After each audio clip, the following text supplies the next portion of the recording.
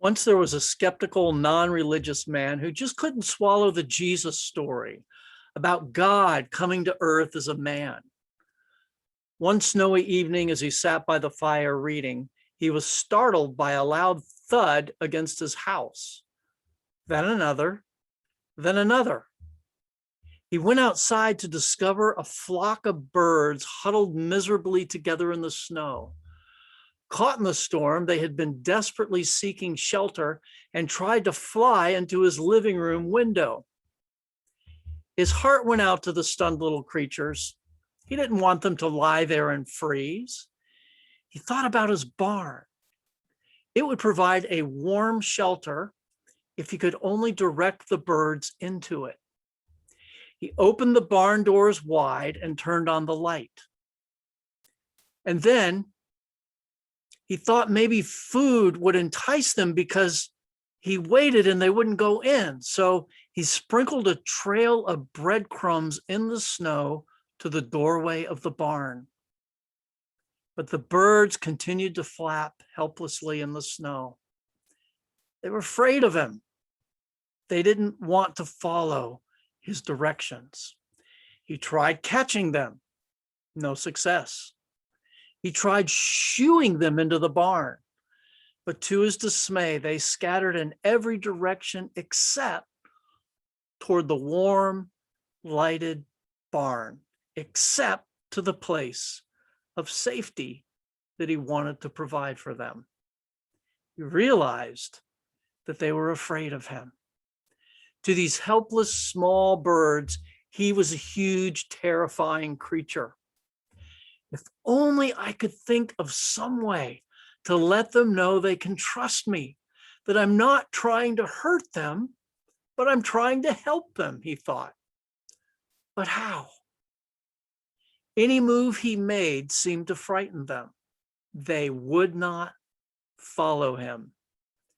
If only I could become a bird, he thought, and mingle among them and speak their language, then I could tell them, don't be afraid. I could show them the way to be safe in the warm barn. But I would have to become one of them so they could see and hear and understand. What a thought. An epiphany. He suddenly realized the message of the gospel. And in stunned silence, he dropped to his knees in the snow. For this man, the gospel message in 1 John 1 and 14 finally made sense. In the beginning was the Word, and the Word was with God, and the Word was God. And the Word became flesh and dwelt among us. And we beheld his glory, glory as of the only begotten Son of God, full of grace and truth.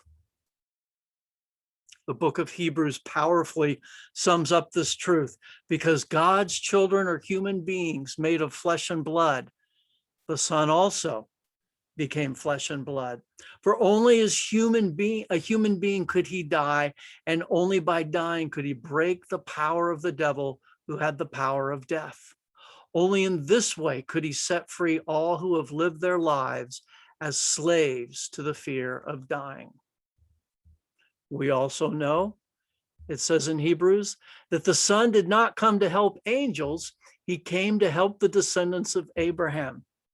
Therefore, it was necessary for him to be made in every respect like us, his brothers and sisters, so that he could be our merciful and faithful high priest before God. Then he could offer a sacrifice that could take away the sins of the people, since he himself has gone through suffering and testing. He is able to help us when we are tested. In the life of the man, Jesus, we see God. And now for those who believe, we can know the joy of his presence with us and within us.